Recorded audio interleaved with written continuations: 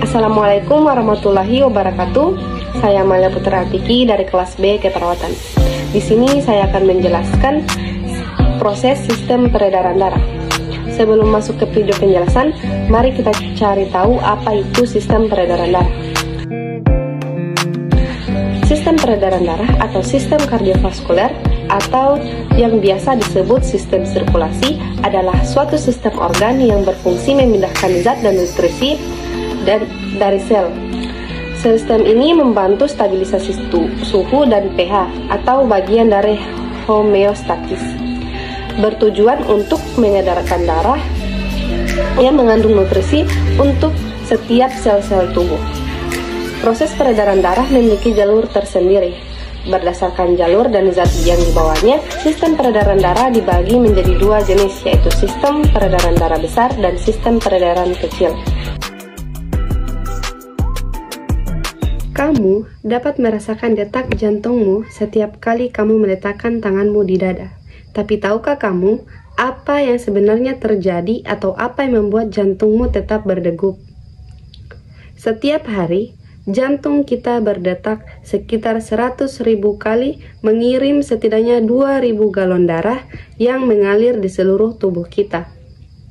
Meskipun jantung kita tidak lebih besar dari kepalan tangan, jantung memiliki peranan besar untuk tetap membuat darah mengalir sepanjang 60.000 mil dalam pembuluh darah yang mengedarkan nutrisi dan oksigen untuk organ dan jaringan darah, mengedarkan ke seluruh substansi tersebut melalui berbagai saluran yang disebut pembuluh darah.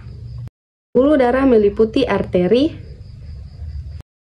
vena, dan darah kapiler untuk membuat darah mengalir ke seluruh tubuh kita. Tubuh kita memiliki sistem pemompa, dan jantung adalah pemompanya,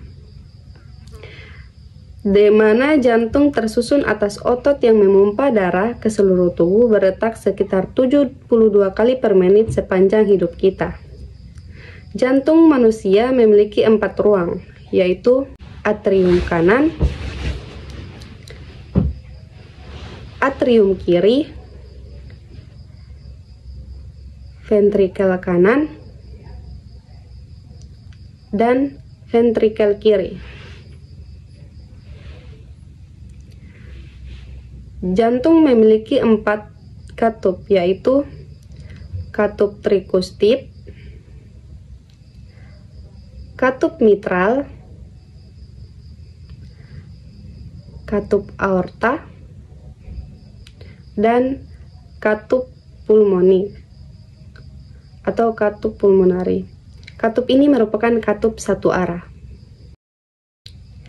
Sekarang kita telah mengetahui struktur jantung. Selanjutnya mari kita cari tahu bagaimana jantung bekerja.